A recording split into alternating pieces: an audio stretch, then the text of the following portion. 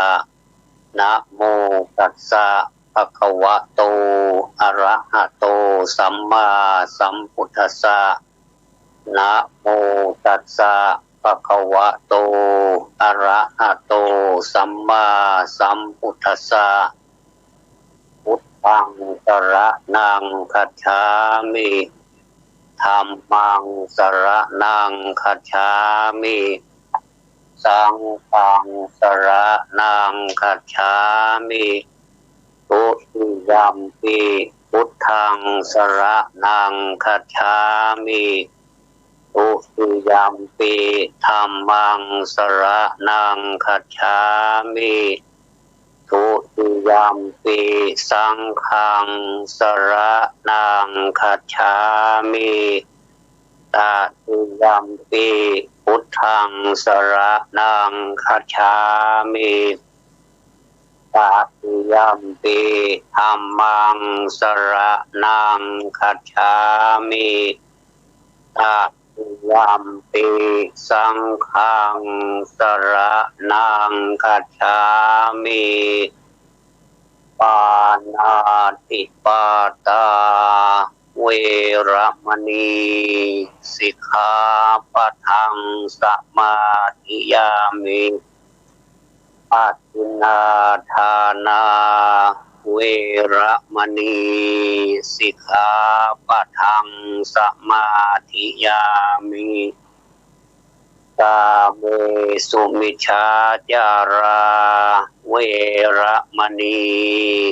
สิกขาปะทังสมาธิยามิมุสาวาทาเวระมณีสิกขาปะทังสมาธิยามิสุราเมรยะมัจจปมาทัฏฐานาเวระมณีสิกขาปะทังสมาธิยามิมานิปัญจสิกขาปะทานิสีเลนะสุขติยันติสีเลนะโภคสัมปทานสีเลนะนิพุติยันติตัสมาสีลังวิโสทะเยนะโมตัสสะภะคะวะโตอะระหะโตสัมมาสัมพุทธัสสะนะโมตัสสะภะคะวะโตอะระหะโตสัมมาสัมพุทธัสสะนะโมตัสสะภะคะวะโตอะระหะโตสัมมาสัมพุทธัสสะตะอิเมภิกขเวธัมมาสารานิยาปิยะกะระนากะรุกะระนาสังฆหายะอวิวาทายะสามัคคิยาเอหิภาวายะสังวัตตันติ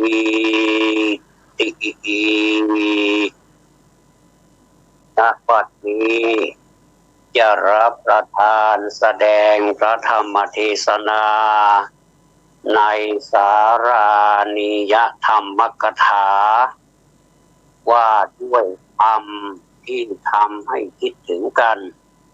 เพื่อเป็นเครื่องประคับประคองฉลองศรัทธาประดับปัญญาบารมีอนุโมทนากุศลบุญญราศีของญาติโยมพุทธบริษัทซึ่งเป็นพุทธศาสนิกชนทั้งหลายผู้ขวัญขวายมาบำเพ็ญบุญบำเพ็ญกุศลในวันนี้ การบำเพ็ญบุญบำเพ็ญกุศลญาติโยมมาพูดให้ฟังหลายท่านว่ามักจะทำให้รู้สึกสบายใจไม่รุ่มร้อนไม่เร่งรีบพักผ่อนจิตใจจากข่าวต่างๆซึ่งเป็นข่าวเท็จบ้างข่าวจริงบ้างสารพัดที่ทำให้เกิดความกังวลใจไม่สบายใจเดือดร้อนใจในหลายเรื่องแต่หากการแสดงออกนั้นถ้าหากเป็นข่าวที่ทำให้คนมีความสามัคคีกันการแสดงออกของข่าวนั้นๆเป็นไปด้วยสารานิยธรรม6ประการดังจะได้ยกขึ้นมาเป็นนิเขปบทเบื้องต้นว่าชะยิเมภิกขเวธัมมาสารานิยา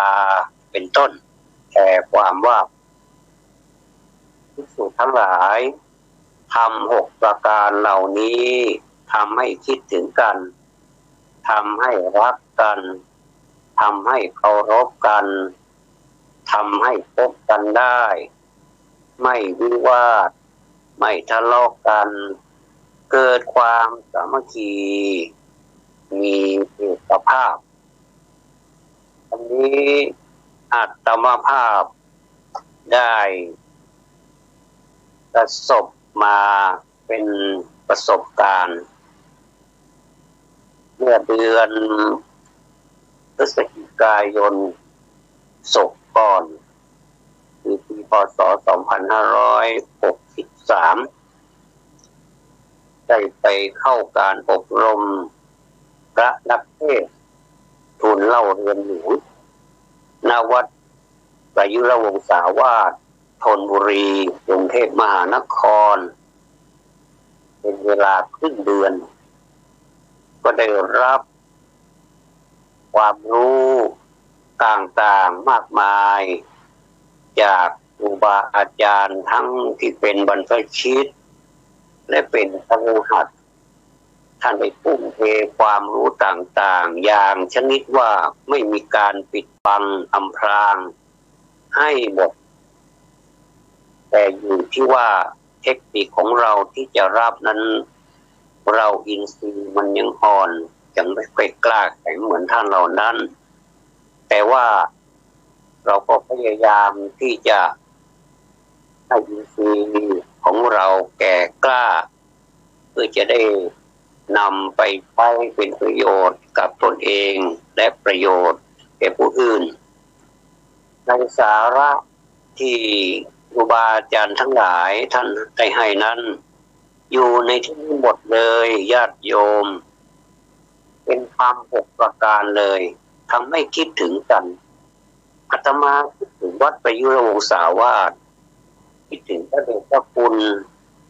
ท่านเจ้าคุณซึ่ง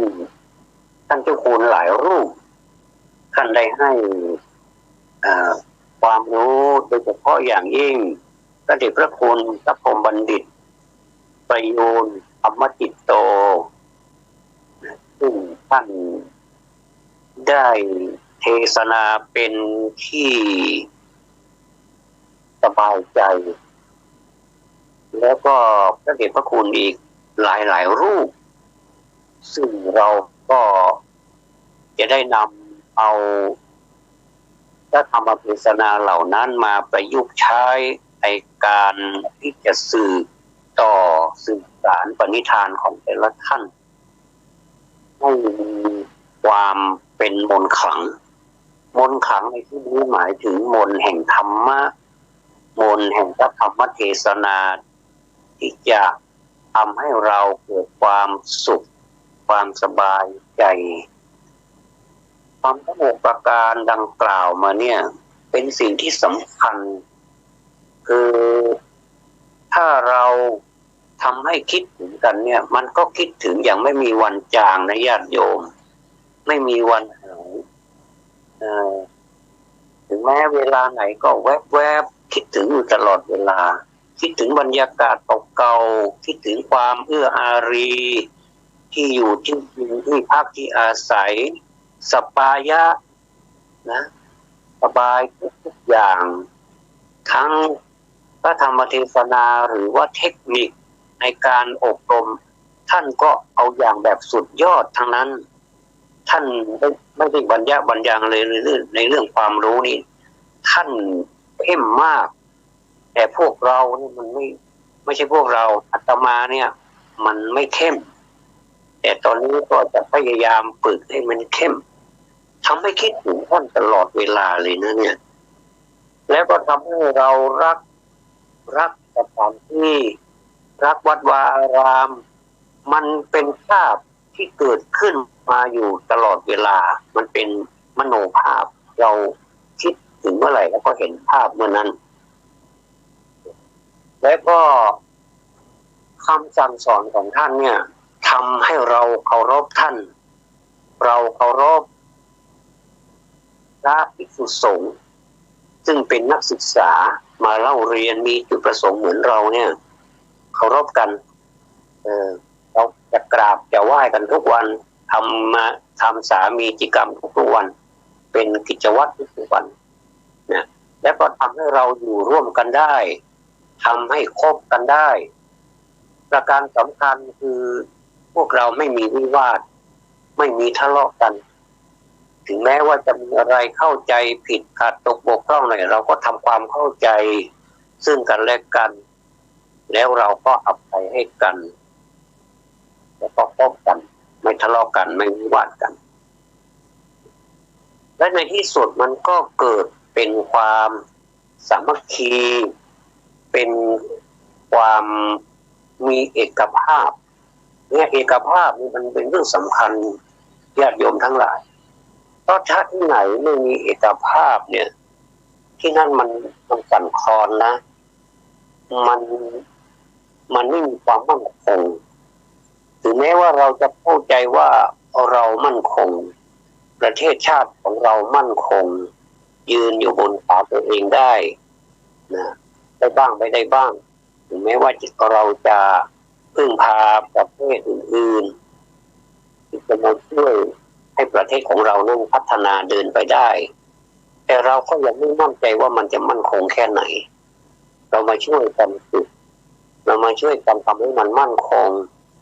ด้วยการรักกันสามัคคีการเข้าอกเข้าใจกันทางที่ดีในญาติโยมทั้งหลาย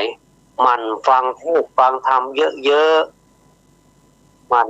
ฟังเทศน์แล้วก็มันไปพิจารณาฟังเทศน์แล้วให้พิจารณาแล้วก็ให้ทำตามนั้นเพราะคำว่าเทศนาหรือว่าเทศนาเนี่ยมันเป็นสิ่งที่ดีงามมากๆเลยนะโยม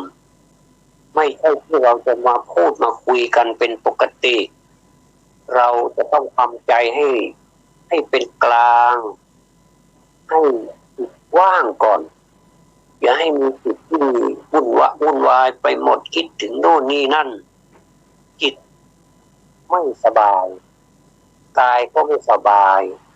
หูก็ไม่สบายเมื่อฟังไปแล้วก็เกิดความว้าวุ่นสับสนไม่เป็นปกติต้องทำใจให้เป็นปกติก่อนอาตมาให้ญาติโยมทั้งหลายสมาทานเบญจศีลไปเมื่อสักครู่เนี่ยเมื่อต้นรายการเนี่ยก็เพื่อให้เรานั้นให้เป็นปกติก่อนกายวาจาของเราให้เป็นปกติก่อนเวลาฟังเทศน์ฟังธรรมก็ให้ฟังเป็นปกติอย่ามีจิตว้าวุ่นวายเกี่ยวกับกิจการอะไรภายนอกก็วางมันก่อนวางมือมันก่อนนะฟังไม่นานหรอกนะแล้วก็ให้โอกาสตัวเองทำ6ประการเนี่ยท่านจำแนกเป็นดังนี้6ประการนั้นมี1เวลาเราจะทำอะไรเราต้องมีเมตตากายกรรมอันนี้เวลาจะทำนะต้องมีเมตตากายกรรมทำต่อกันด้วยเมตตา อย่าไปทำร้ายกันอย่าไปเข็นฆ่ากันยิ้มเข้าหากันดีกว่าที่จะไปประหารกันอย่างนั้นสองเมตตาวจีกรรมคือพูดจาภาษาดอกไม้ต่อกันอย่าอภิปรายด่ากันมากนักพูดจากันดีๆมีเหตุมีผลคนที่เขามาพูดด้วยเขาต้องการสื่ออะไรก็ต้องเมตตาเขาด้วยนะไม่ใช่ทำเป็นเฉยเมยและทำให้คู่ที่มาสนทนาที่มาพูดกับเรานั้นเกิดความโกรธขึ้นอีกอันนี้ก็เป็นเรื่องอีกจะต้องมีเมตตากายกรรมต่อกันคำว่าต่อกันนี่ก็คือทั้งสองฝ่ายไม่ใช่ว่าฝ่ายใดฝ่ายหนึ่งก็เมตตาแต่อีกฝ่ายหนึ่งก็ทารุณอย่างเนี้ยใช้ไม่ได้ไปกันไม่ได้ปล่อยสิว่าแม่นบอเป็นอย่างเนี้ยจะไปกันได้ยังไงประการที่สองเมตตาวจีกรรมคือพูดจาภาษาดอกไม้ที่ว่าเมื่อกี้เนี่ยจะต้องขออภัยวกมาประการที่สองก็พูดซ้ำได้วาจาเนี่ยเป็นสิ่งที่สำคัญเพราะว่าปากเป็นเอกเลขเป็นโทหนังสือหนังหาตำรับตำราเป็นตรีเพราะฉะนั้นปากเป็นเอกเมื่อปากเนี่ยมันพูดออกไปแล้วเนี่ยมันมีผลนะประการที่สามเมตตามโนกรรมแผ่เมตตาญาติโยมแผ่เมตตาให้กันบ้างปัจจุบันนี้เห็นแผ่เมตตากันจังเลยนะไม่ทราบว่าจะแผ่เมตตาแบบไหนแผ่เมตตาให้เป็นภาษาแล้วก็พูดกันให้มันหมดไปหรือให้มันแล้วเสร็จทำเสร็จไปอย่างนั้นหรืออย่างไรก็ไม่ทราบนะแต่เมตตานี่ต้องแผ่ด้วยต้องมโนกรรมนี่ต้องจริงใจด้วยนะเมื่อกี้นี้เป็นวจีกรรมใช่ไหมแผ่เมตตาเราต้องกล่าวออกมาสัพเพสัตตาสัตว์ทั้งหลายทั้งปวงที่เป็นเพื่อนทุกข์ใช่ไหมเกิดแก่เจ็บตายเนี่ยแสดงว่าเราแผ่เมตตาให้หมดเลยไม่มีประมาณเนี่ยพอดีมาถึงมโนกรรมเนี่ยในเมื่อวจีกรรมของเราเนี่ยพูดออกไปแล้วเราพูดออกไปแล้วเนี่ยมโนกรรมเนี่ยมันก็สำคัญทั้งวาจาเนี่ยก็ใจต้องใสด้วยนะไม่ใช่กระจกข้างนอกใสแต่ข้างในโอ้โหมัวเป็นฝ้าอย่างเนี้ยมันไม่ใช่มันจะต้องข้างนอกมันต้องใสด้วยก็คือวจีกรรมต้องใสด้วยแล้วมามโนกรรมมันก็ต้องใสอีกใสทั้งข้างนอกข้างในว่างั้นเถอะแต่เมตตาแผ่ยังไงอ่ะก็รักกันนะสิคิดว่าเขาเป็นคนไทยด้วยกันทำไมต้องมาเข็นฆ่ากันอย่างนี้แต่ในคำว่าสัพเพสัตตาสัตว์ทั้งหลายทั้งปวงเนี่ยเราไม่ได้คิดว่าเป็นคนชาติเดียวกันแค่นั้นไม่ว่าจะเป็นชาติไหนก็เป็นมนุษย์ด้วยกันไม่ว่าจะเป็นสัตว์ที่เป็นสัตว์เดรัจฉานเขาก็มีชีวิตหนึ่งเราก็เมตตาให้เขาด้วยเราก็แผ่กุศลให้เขาด้วยอันนี้ก็เรียกว่าเมตตามโนกรรมนะเมตตามโนกรรมประการที่สี่สารณโภคีสาธารณโภคีแปลว่าฝ่ายที่มีอำนาจก็ยอมฝ่ายค้านบ้างตรงนี้เป็นประเด็นนะฝ่ายที่มีอำนาจก็ยอมให้ฝ่ายค้านบ้างอย่าเอาชนะค้าคานกันมากเลยเขาขออะไรก็แบ่งปันให้กันบ้าง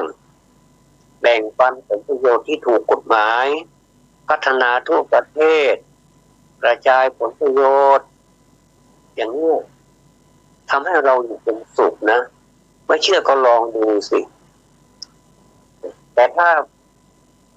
ไม่ให้โอกาสกันมันก็จะเป็นอย่างนี้ก็จะอยู่ไม่เป็นสุขไม่มีความสุขไม่มีความสำราญเลยประการที่ห้าศีลสามัญญุตาปฏิบัติต่อกันอย่างยุติธรรมมีกฎหมายบังคับใช้เหมือนกันอย่าไปมีหลายมาตรฐาน คือกฎหมายเนี่ยมันเป็นสิ่งที่มนุษย์สร้างขึ้นมาแต่ก็มีความปรารถนาให้ตรงกันว่าเมื่อทำผิดกฎหมายแล้วฝ่ายใดก็ตามก็ต้องยอมรับในกฎหมายนั้นไม่ได้ให้เป็นฝ่ายหนึ่งต้องได้รับอีกฝ่ายหนึ่งไม่ได้รับไม่ได้รับโทษไม่ได้รับทันไม่ได้รับผลจากการที่กฎหมายนั้นบังคับใช้เนี่ยอย่างนี้ไม่ยุติธรรมไม่เกิดความรักกันนะจะต้องเป็นมาตรฐานเดียวกันไม่ว่าจะเป็นเพศไหนวัยไหนคนชั้นไหนยศไหนก็ตามต้องได้รับเหมือนกันถ้าเป็นอย่างนี้ท่านทั้งหลายเคยคุ้นเคยกับละครทางโทรทัศน์ของจีนใช่ไหมซึ่งเป็นละครที่โด่งดังมากเป่าบุญจิ้นนี้ทุกคนทราบดีว่าเป่าบุญจิ้นนั้นเป็นอย่างไรเป่าบุญจิ้นนี้เป็นกฎหมายที่เดินได้เดินไปหาและตัดสินอย่างเป็นธรรมนี้เป็นตัวอย่างนะต้องมีมาตรฐานเหมือนกันอย่างที่ติดคำศีลสามัญญุตาเนี่ยก็คือความเสมอภาคในด้านการประพฤติรวมไปถึงปฏิบัติต่อคนนะทั้งประเทศให้เหมือนกันนี่แหละท่านทั้งหลายประการที่6นี้เป็นประการที่สำคัญในบรรดา6ข้อนี้สำคัญเอามากสิด้วยทิฏฐิสามัญญุตาปรับทิฏฐิความเห็นให้ตรงกันอย่าไปเอาทิฏฐิมานะเข้าใส่กันแล้วไม่ฟังกันโดยเฉพาะที่สำคัญคือให้อภัยกันลืมและให้อภัยกัน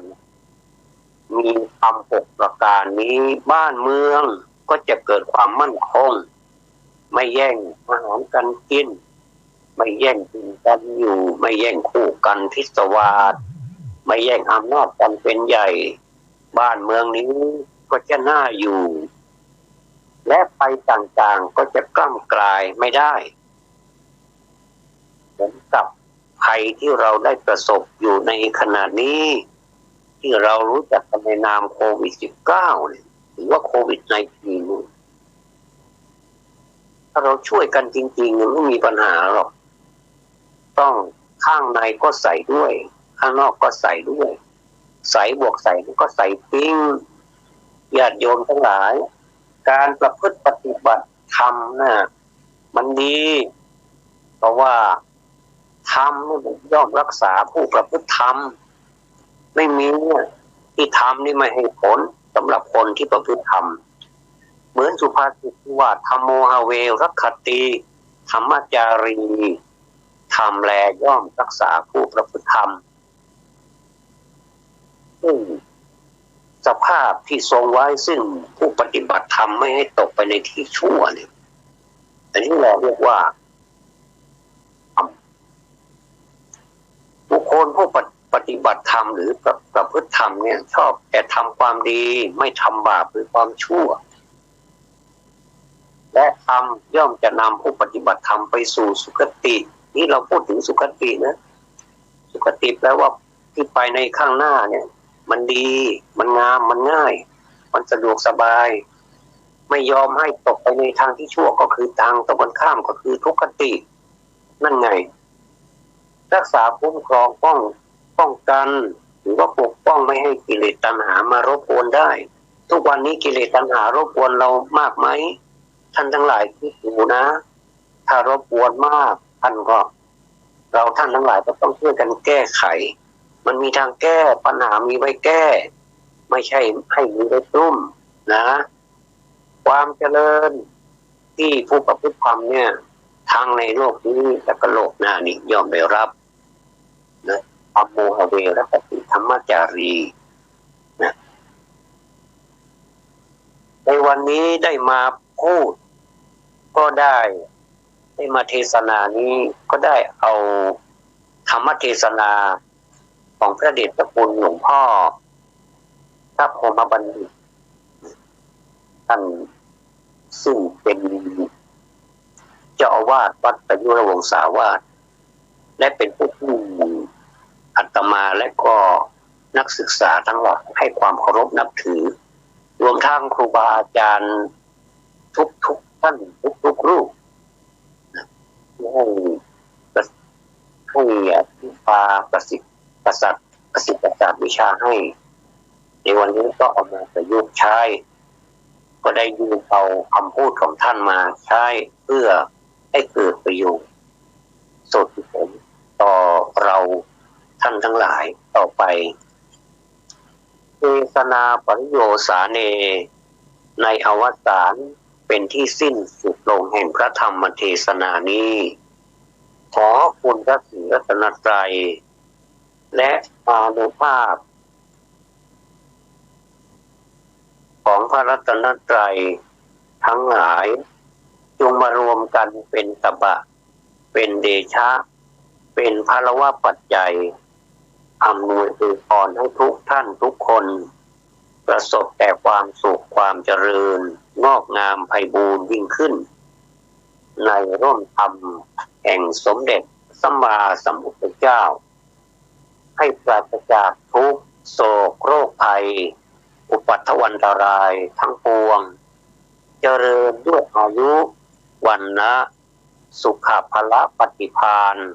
ธรรมสารสมบัติธนสารสมบัติปรารถนาสิ่งหนึ่งประการใดที่ชอบประกอบด้วยธรรมก็ขอให้ความปรารถนาเหล่านั้นจงพลันสำเร็จสมมโนรสมุ่งมาตรปรารถนาจงทุกประการรับประทานแสดงพระธรรมเทศนาในสารานิยานธรรมนิยธรรมกถาพอสมควรแก่เวลาขอสมมุติลงคงไว้แต่เพียงเท่านี้เอวังก็มีด้วยประการฉะนี้ยะถาวาริวหาปุราปริปุเรนติสาครังเอวะเมวะอิโตทินังเปตานังอุปกัปปติอิตังปฏิตังตุมหังกิปะเมวัสมิจตุสัพเพปุเรนตุสังกปาจันโทปนรโสยถามณิโชติรโสยถาสัพพิติโยวิวัชชันตุสัพพโรโควินัสตุมาเตภวัตวันตรายโยสุขีทีคายุโกภวะอภิวาทนาสีลิสะนิจจังมุทธาปัจจายโนจัตตารโอธรรมาวัฏฏันติอายุวันโนสุขังภะลังญาติโยมทั้งหลายก็ได้ฟังพระธรรมเทศนาเรื่องสารานิยกถา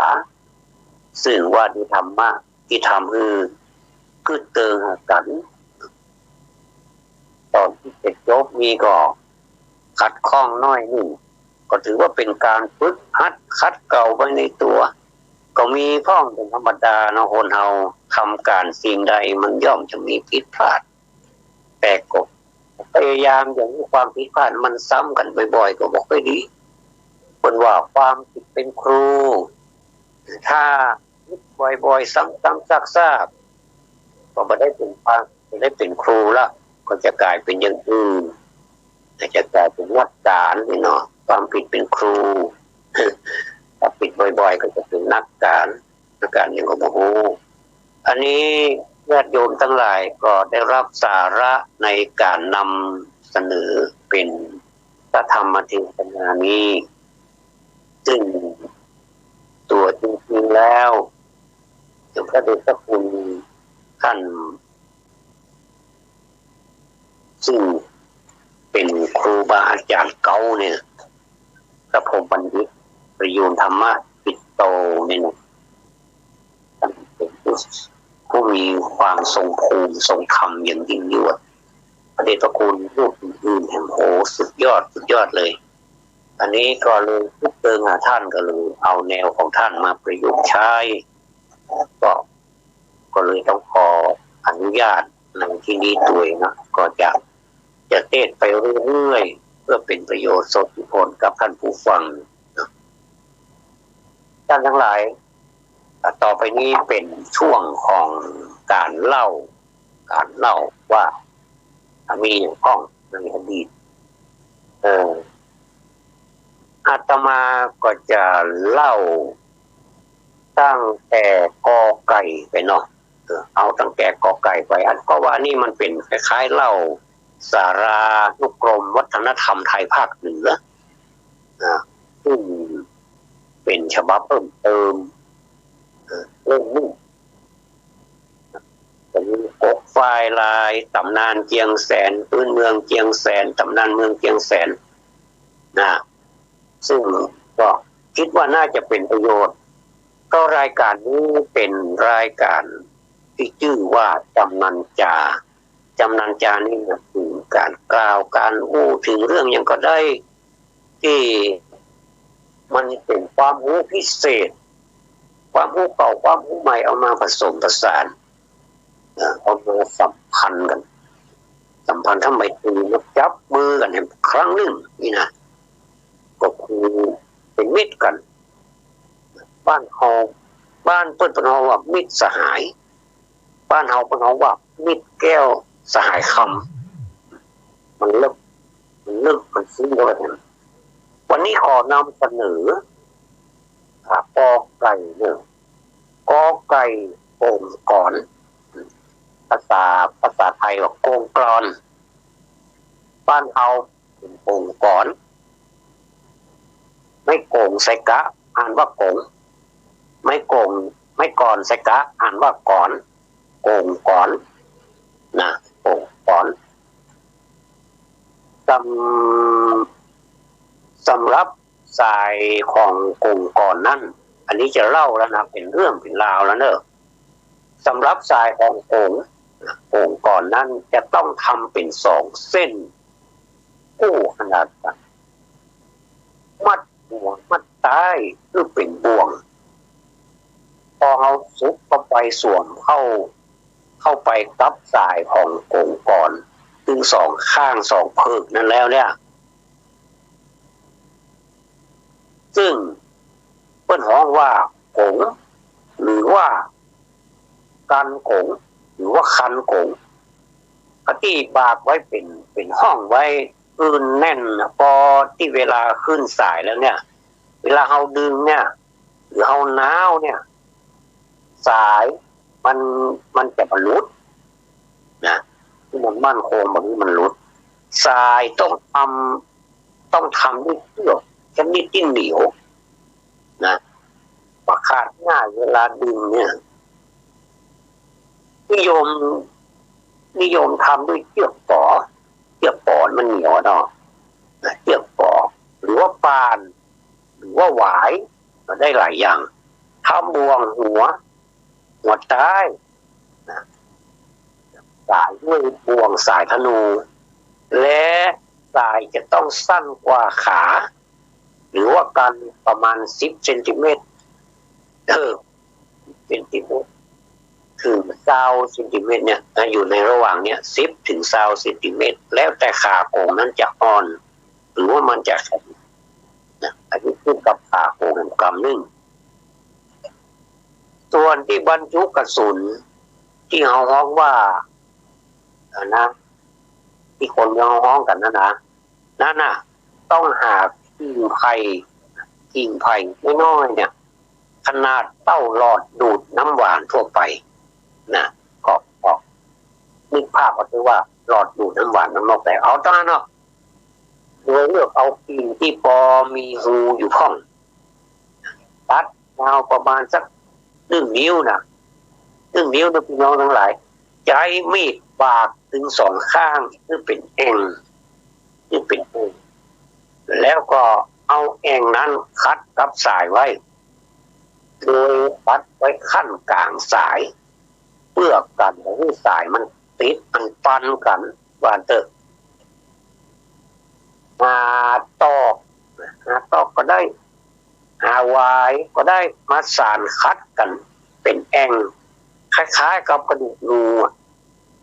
นะคล้ายกับกระดูกงูเนาะยาวประมาณ1 นิ้วกึ่งนะประมาณเนี้ย1 นิ้วกึ่งถ้าสำหรับลูกโป่งนั้นนอกจากจะใช้ก้อนกรวดหรือว่าดินเหนียวปั้นเป็นลูกมนแล้วเนี่ยนะอาจจะใช้ผลไม้ต่างๆแทนก็ได้เช่นมะนาวนี่ก็ได้มะขามป้อมนี่ก็ได้ปลามูลนี่ก็ได้ที่มันเป็นลูกมนหน่อยค่อนข้างที่จะมนหน่อยแล้วก็แอมลายังที่เป็นผลไม้นะที่มีลักษณะเป็นมนเนี่ยหรือว่าข้าวเหนียวนึ่งเนี่ยนะพอข้าวนึ่งเนี่ยที่เขากินเนี่ยเอามาปั้นเป็นลูกมนตากแห้งไว้เรียกว่าลูกโป่งข้าวเย็นนั่นน่ะพ่อถ้าไผ่เจอลูกโป่งข้าวเย็นเขาหนาวเลยเด้อจะบอกที่หนาวนี่ก็เช่นอย่างเนาะอ้ายอยู่ไหนโอ้ถ้าน้องนะ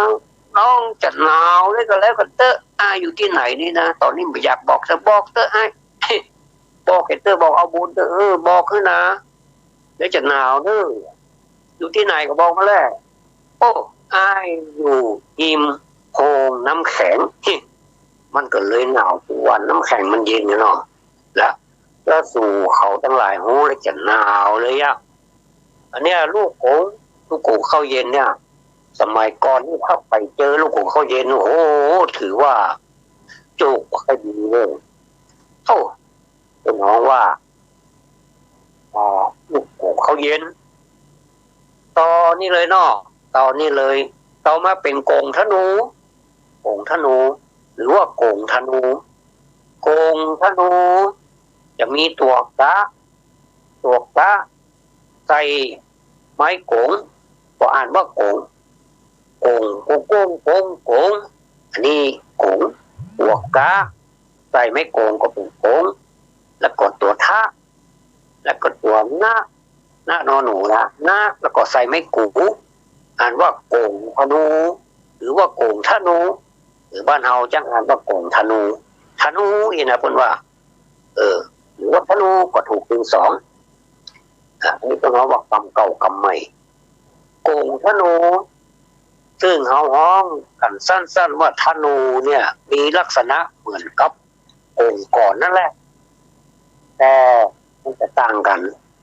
ตัดว่าสายมันเป็นสายเดี่ยวลูกธนูที่ฮ้องว่าปืนนั่นน่ะทำด้วยไม้ไผ่เหล่าขนาดตะเกียบ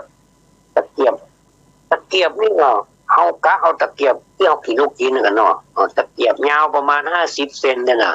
50 เซนติเมตรเนี่ยนะใช้เป็นอาวุธสงครามได้ดีเนอะโก่งธนูเนี่ยนะขอโทษในสมัยโบราณสมัยตะก้อนเนี่ยเจนมอนเนี่ยมันเป็นอาวุธลับในการทำศึกสงครามหรอกยิงได้ไกล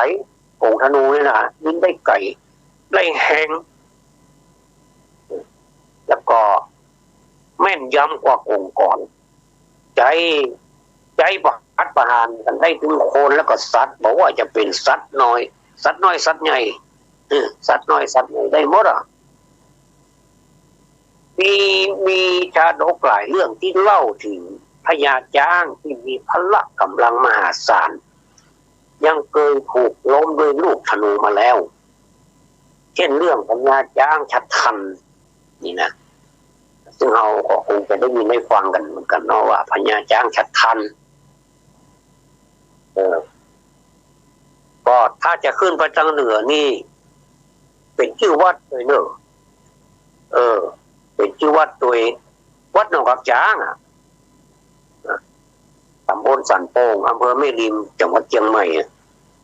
เอาขึ้นไปถนนเชียงใหม่ฝางนี่นะก็เลยห้วยน้ำลินไปละเรื่องน้ำลินไปละไปถึงหนองช้างละ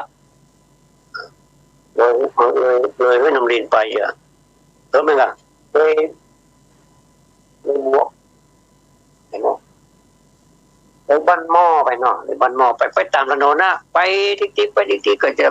มีทางซ้ายมือจะมีวัดหนึ่งวัดหนองอับช้างแต่ว่าวัดที่เปิ้นตั้งเป็นทางการแต่เปิ้นบอกว่าวัดสะฉัตรพันก็คือหนองสะก็คือหนองบ้านเฮาห้องสะนี่ว่าเป็นสระเป็นสะ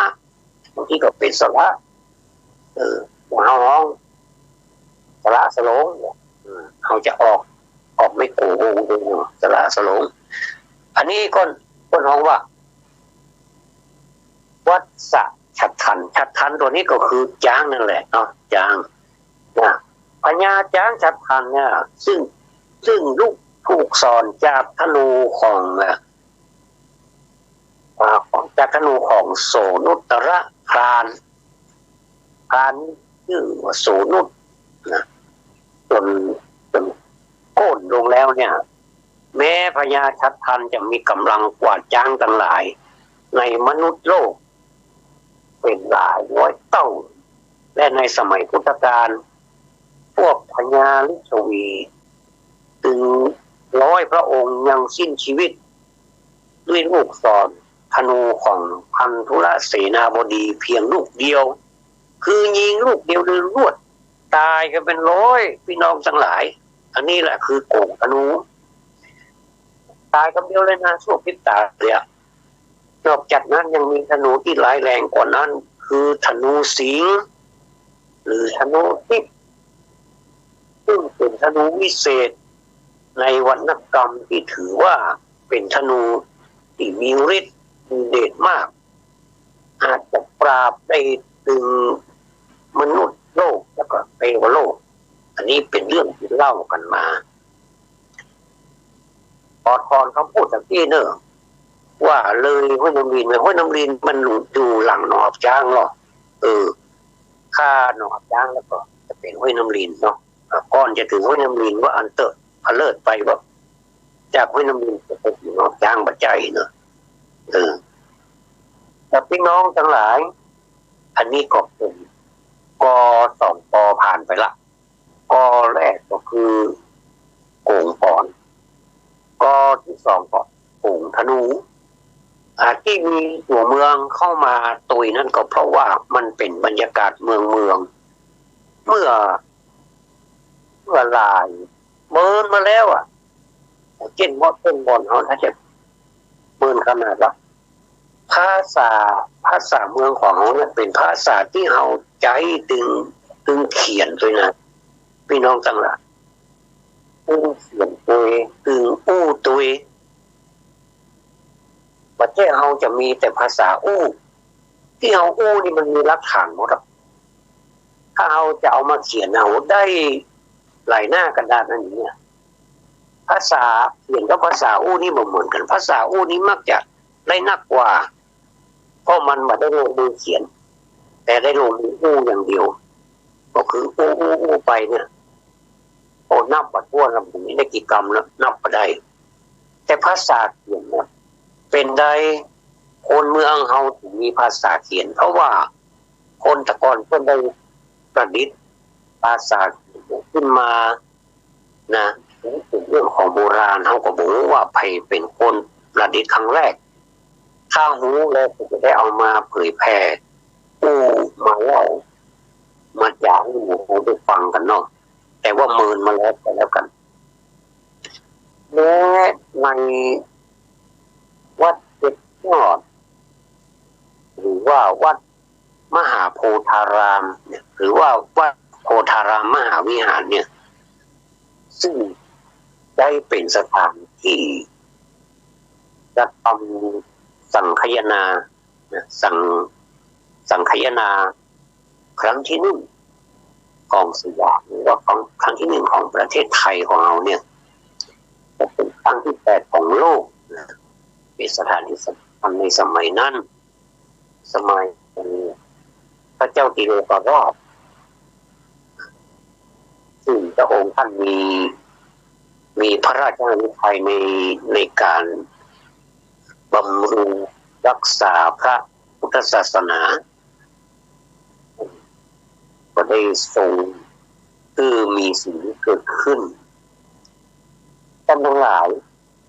ทุกท่านเมื่อได้อ่านประวัติของวัดเจ็ดยอดพระอารามหลวงเนี่ยท่านจะรู้สึก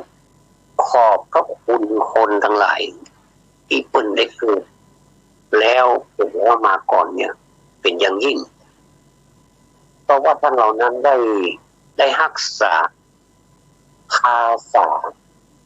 ซึ่งเป็นวรรณกรรมที่สำคัญ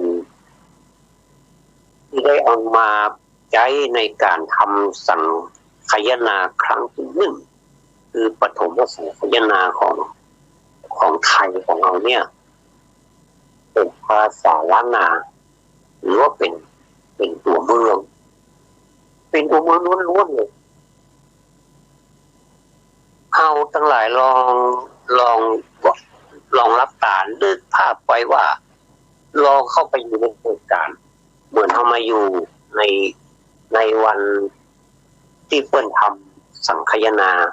ใหม่ๆเนี่ยว่าเป็นภาษาล้านนาเนี่ยแสดงว่าคนทั้งหลายในสมัยนั้นเป็นกล้าแคล่วคล่องในการใช้ภาษาล้านนานี้สื่อสารทั้งเขียนทั้งอ่านแต่ประเดี๋ยวนี้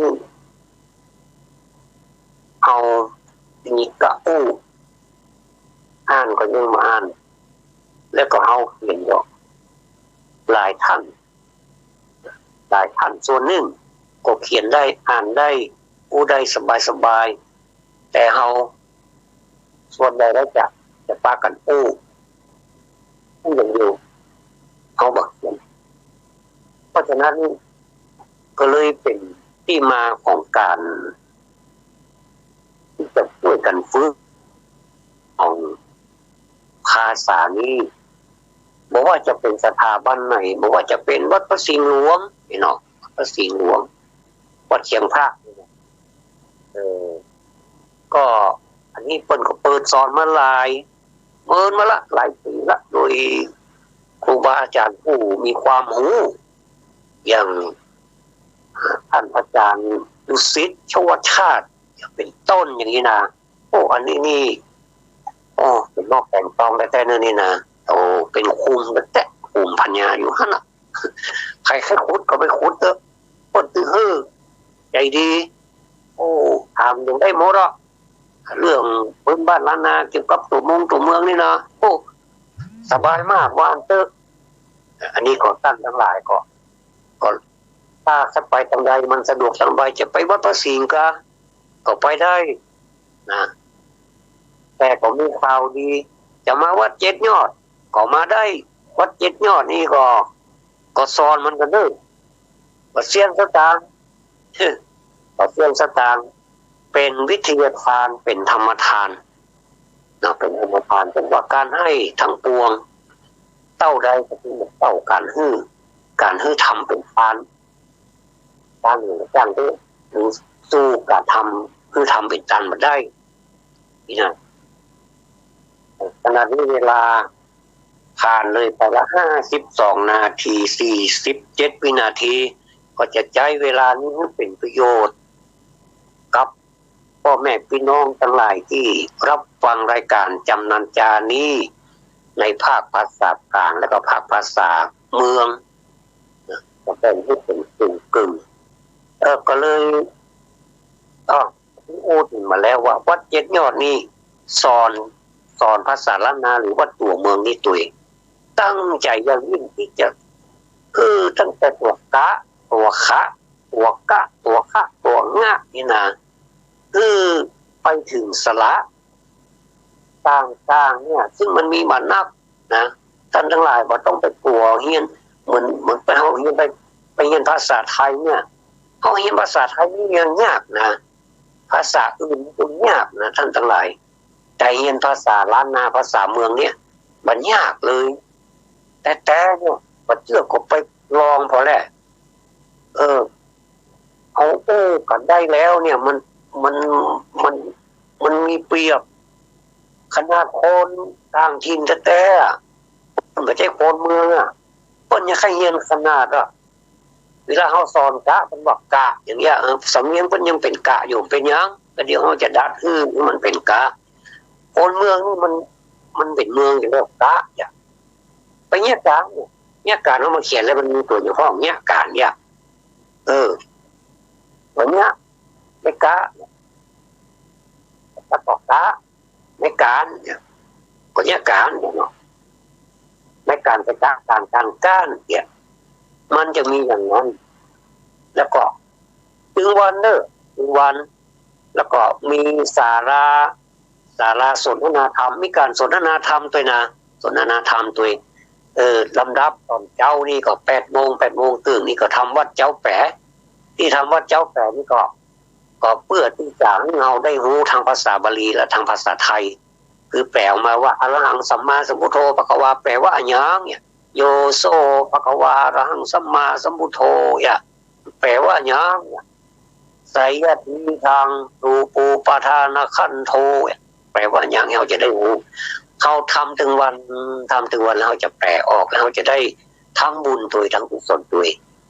อันนี้นี่พูดมาเจ้าหลังจากนั้นก็จะมีเทศแท้นะเทศในวิหารหรือว่าในสถานที่ใดที่หนึ่งที่กำหนดที่มันแบบมันอำนวยความสะดวกบางวันวิหารก็ปิดเนาะเพราะว่าโควิด19บางวันก็เปิดถ้าเปิดแล้วก็พอในวิหารนั่นก็จะเทศทำ8 โมงปลาย8 โมงครึ่งโดยประมาณหลังจากทำวัดเจ้าเรียบร้อยแล้วเนี่ยก็ไปเทศที่วิหารเทศเป็นการเป็นงานเนี่ยคือตั้งนะโมมีภาษิตมีการบรรยายมีการเอวังก็มีด้วยประการฉะนี้เป็นภาษากลางแล้วก็เมื่อวันมาเอาแต่เรื่องตัวเมืองก็เฮียนมาไปจะมาสนทนาธรรมออกมาผมมีเวลาไปจะมาเดินจงกรมไปบ้านนั่งสมาธิก็เจิญแล้วเมื่อแรง3 โมงเกินถึง4 โมงนี่ก็ทำวัดเย็นทำวัดเย็นก็คือทำวัดแมลงแล้วก็แปลด้วยนะแปลด้วยแล้วก็ตัวเมืองเห็นเมื่อใดเห็นเมื่อใดท่านนี่นะก็เห็นเมื่อใดก็ได้เพราะว่าศาสตรานั้นเขียนมาแล้วมีตัวกาตัวคาตัวง่ายอย่างมีนั้นหมดอ่ะก็นักเรียนนักศึกษาเนี่ยใครไปเห็นก็เอาสมุดมาเขียนไปเถอะใครเขียนตัวได้ก็เขียนไปเขียนที่แล้วกี่ร้อยรอบก็เขียนไปอ่านไปอย่างไรก็ได้แล้วก็จะมาเพิ่มเติมแล้วเฮาหลังจากที่เฮาเป็นสระเป็นพยัญชนะแล้วเฮาก็จะมาสอนสระคำเนี้ยม่วนเอาสระที่ตะเกียน่ะที่เป็นไม้กะไม้การไม้ก่อนไม่อย่างนั้นนะอันนั้นคือไม้นะเพิ่นห้องสระนะเพิ่นว่าไม้เฮาบ่ห้องสระเอาว่าเรียกสระอิสรีเฮาว่าไม้เฮาบ่ใช่ว่าสระอิสรีเฮาว่าไม้กิไม้กีไม่กุ๊กไม่กูไม่เกะไม่เกะไม่แกะไม่แกะอย่างเงี้ยเพิ่นฮ้องว่าไม้แล้วมันจะม่วนนะแล้วมันจะม่วนตรงใดถ้าเอาเฮียนแล้วเข้าแล้วเอามาเป็นชมรมการรักษาอนุรักษ์รักษาพื้นเมืองล้านนาของเราเนี่ยนึกภาพพอได้จะยิ่งใหญ่ขนาดไหนแล้วเฮาก็จะช่วยกันบอกสอนลูกสอนหลานไปอันนี้คือประเทศล้านนาเฮาลูกเฮาเคยเป็นประเทศล้านนาเนาะเพิ่นฮ้องว่าล้านนาประเทศเพราะฉะนั้นขอฝากฟังไว้กับทุกท่านด้วยเด้ออันนี้เป็นโครงการที่พระเดชพระคุณพระเทพปริยัติท่านเจ้าอาวาสวัด7 ยอดพระอารามหลวงท่านเจ้าคณะจังหวัดเชียงใหม่อนุมัติให้เป็นโครงการประจำวัดนี้เลยนะโดยอัตมภาพ เป็นผู้ดำเนินการแล้วก็ครูบาอาจารย์ที่อยู่ในวัดในวาภิกษุสามเณรนี่ช่วยกันใครก็ได้ที่เข้าไปแล้วจะถามว่าโครงการเป็นยังไงนี่นะถามได้เนอะเบอร์โทรศัพท์อาตมาเนอะ0897668297แห่งหลุดเตื้อนึง0897668297เครือข่ายดีแท็กนึงก็วันนี้ก็ได้เดินทางมาถึงสุดท้ายของการนำเสนอรายการจำนันจาแล้วก็หวังว่าความรู้ในวันนี้คงจะเป็นที่พออกพอใจมาต้องการอย่างมากกว่าเมื่อท่านได้ฟังธรรมะแล้วถึงแม้ว่าธรรมะมันจะมีนักหนาป้าป้านอย่างกระจ้างท่านมี6-7ประการท่านเปลี่ยไม่สักประการหนึ่งก็ได้วันนี้ไปไม่ครบ6ประการนี่นะสารานิยธรรม6นี่นะว่าเอา6ก็ได้เอาแค่ข้อที่กายกรรมก่อนกายกรรมก่อนก็คือการรักษากายวาจาเอาสองอย่างเนาะกายกรรมวจีกรรมการรักษากายวาจาให้เรียบร้อยก่อนก็คือศีลนั่นแหละเนาะแต่อย่างจะทำอย่างก็คือมันมีความดีงามเนอะก็ขอความสุขความสวัสดีมีโชคมีใจจงบังเกิดแต่ท่านผู้ฟังทุกท่านขอพระคุณท่านพระครูสมุวิสุวัตรวรจิตโจผู้อำนวยการสถานีเป็นอย่างสูงนะครับสำหรับวันนี้นำเอารายการนี้จากลาท่านผู้ฟังไปก่อนขอนมัสการและขอเจริญพร